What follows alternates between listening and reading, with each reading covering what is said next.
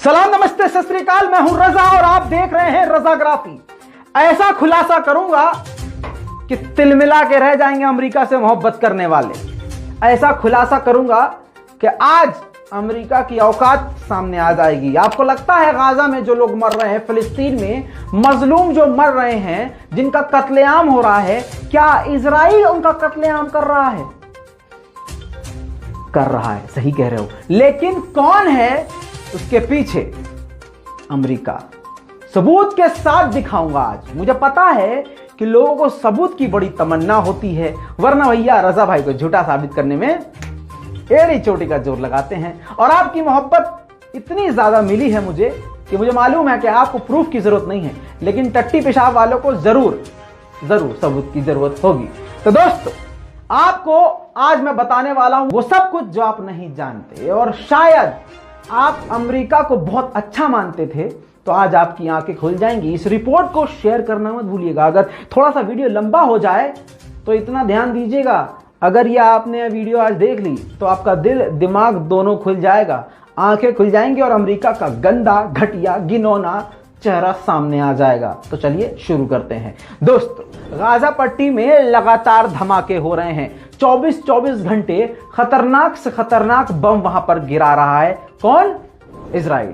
ऐसे बम गिरा रहा है कि 30 सेकंड में बड़ी से बड़ी बिल्डिंग आसमान से लेकर जमीन तक गिर जाती है, और जमीन से लेकर आसमान पर आग ही आग नजर आती है और धुआं ही धुआं हो जाता है।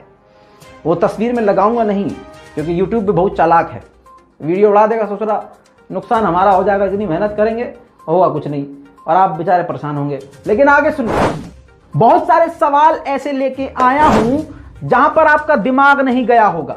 आप जानते हैं ये जो कत्लेआम हो रहा है, इसके पीछे सिर्फ और सिर्फ अमेरिका का हाथ है। कोई भी खुलकर इस तरह से सपोर्ट नहीं कर रहा है इजराइल को, जितना सपोर्ट अमेरिका कर रहा है। दोस्तों, कैसे? अब जान लीजिए। जब जेरूशलम में यह फसाद शुरू हुआ, इस नियत से जेविश लोगों ने यह फसाद शुरू किया कि इस रमजान में हम इस मस्जिद अल अक्सा को अपने कब्जे में ले लेंगे और इस पर अपने मजहब का झंडा लहराएंगे। इसी मकसद से उन्होंने ये दंगे फसाद शुरू किए। तस्वीर वो भी आप जानते हैं, देखते हैं। नहीं देखा तो जाके पिछला रिपोर्ट हमारा देख लीजिएगा।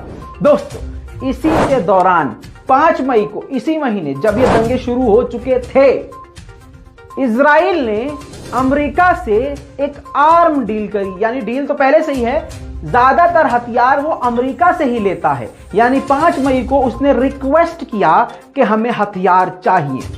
अब क्या हथियार चाहिए और कितने हथियार चाहिए, सब आपको बताऊंगा, वो भी सबूत के साथ। दोस्तों, 5 मई को हथियारों की रिक्वेस्ट करी थी इजराइल ने अमेरिका से, और 5 तारीख को ही, इसी 5 मई को अमेरिका ने एक्सेप्ट तो कर लिया था। जो ट्रांजैक्शन होनी थी, पैसा वैसा जाना था। कितना पैसा? $735 मिलियन। दिमाग घूम जाएगा, समझे?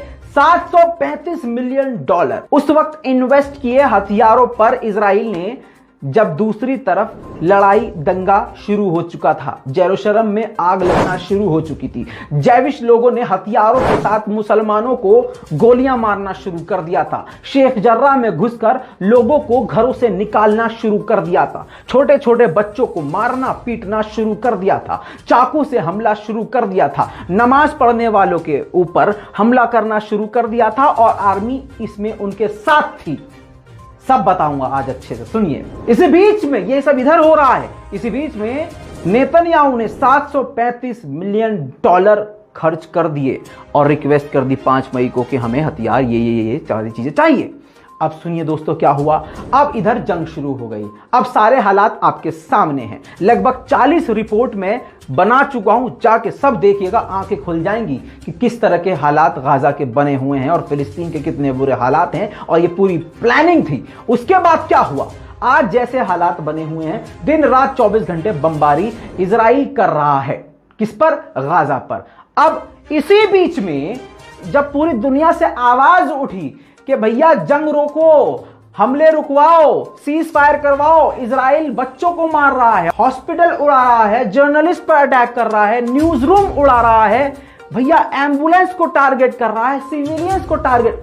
जब सारी दुनिया से आवाज उठी तो यूएन पे प्रेशर बना यूएन की मीटिंग के लिए बार बार चीन ने प्रेशराइज किया, बार बार दूसरे मुल्क ने भी, खासकर तुर्की ने लगातार प्रेशर किया कि यूएन की मीटिंग जल्द से जल्द बैठाई जाए। उस दौरान बाइडेन क्या कहते हैं, जब फिलिस्तीन में, जब गाजा में 50 से ज्यादा मौतें हो चुकी थी, उस वक्त बाइडेन ये कहते हैं कि अभी हमें घरेलू काम निपटाने हैं, उसके बाद हम मंडे को या ट्यूसडे को मीटिंग करेंगे। यानी आज हम रिक्वेस्ट कर रहे हैं कि भैया मीटिंग कर लीजिए, और वो हमको 4 दिन बाद का टाइम दे रहे हैं। इनडायरेक्टली वो इजराइल को, नेतन्याहू को कह रहे हैं कि 4 दिन तुम्हारे पास हैं, चौथे दिन मीटिंग बैठेगी, जो करना है इसी 4 दिन में तबाही मचा के हमास को खत्म कर दो, फिलिस्तीन को खत्म कर दो और फिलिस्तीन का इलाका अपने अंडर ले लो। यही सच्चाई है। इसके बाद यूएन में मीटिंग होती है, आखिरकार यूएन की मीटिंग होती है, सारे देश एक तरफ हो जाते हैं और कहते हैं, जो इजराइल के साथ भी थे वो भी कम से कम ये बात कहते हैं कि इतना बुरा हाल नहीं करना चाहिए, जेनोसाइड नहीं करना चाहिए, आम नागरिकों को नहीं मारना चाहिए, और सबने मिलकर कहा कि ये जेनोसाइड है, यूएन इसको एक्सेप्ट करे। तो अमेरिका केवल खड़ा होकर कहता है इजराइल अपने डिफेंस में ये कर रहा है, और साफ साफ सारी बातों को इग्नोर करते हुए अमेरिका ने, यानी बाइडेन ने इजराइल का साथ दिया और ऑफिशियली स्टेटमेंट यूएन का जारी नहीं होने दिया। दोस्तों, मैंने शुरू में आपसे कहा था कि मैं कुछ सवाल भी आपके दिमाग में डालूंगा। अब आप ये दिमाग में डालिए और सोचिए थोड़ा सा आंख बंद करके कि क्या हुआ था अभी जब बाइडेन ने नेतन्याहू से बात किया इसी हमलों के दौरान, अभी जो चल रहा है। यकीन जानिए, जब बात किया, नेक्स्ट डे यानी आज रात को बाइडेन की कॉल नेतन्याहू को गई, नेक्स्ट डे उसने हमले बढ़ा दिए। नेतन्याहू ने जबरदस्त तरीके से बमबारी करी।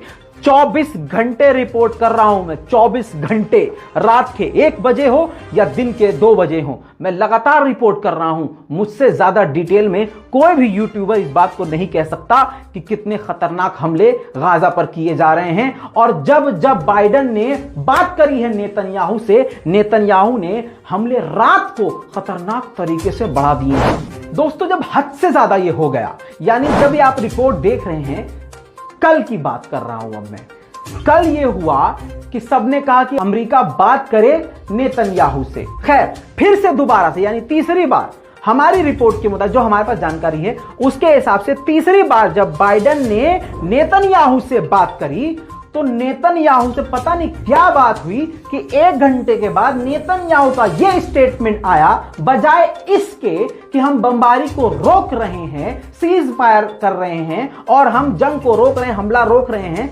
बजाय यह बयान आने के नेतन्याहू यह कहता है कि हमले जारी रहेंगे, जिस तरह हम कर रहे हैं वैसे ही जारी रहेंगे, सीज फायर लागू नहीं होगा अगले 2 दिनों तक। मतलब बाइडेन ने नेतन्याहू को 2 दिन का और समय दे दिया कि यहां मैं सब संभाल लूंगा, तुम वहां साफ कर दो। दोस्तों, भटकिएगा नहीं, और मैं भी नहीं भटकूंगा, हालांकि रिपोर्ट बहुत लंबी है, शॉर्ट में बता रहा हूं, सुनिए।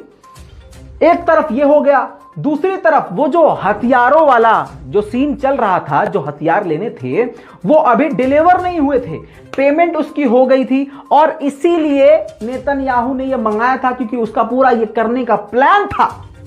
अब दोस्तों, क्या हुआ?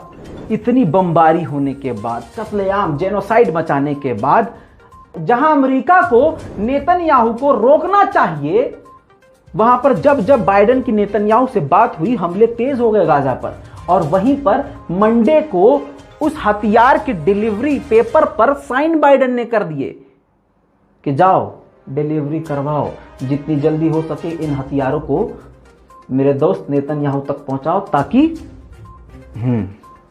समझ रहे हैं, सबूत अल जजीरा पर मौजूद है। इसके बाद आपको बता दूं, इस चीज की निंदा खुलेआम, सरेआम उर्दगान ने करी है। उर्दगान ने कहा है कि खून में डूबे हैं बाइडेन के हाथ, खून में डूबे हैं, असली कातिल, रियल मर्डर अगर कोई है तो वो ये है, क्योंकि इजराइल के पीछे अमेरिका है और अमेरिका ही बैक सपोर्ट दे रहा है।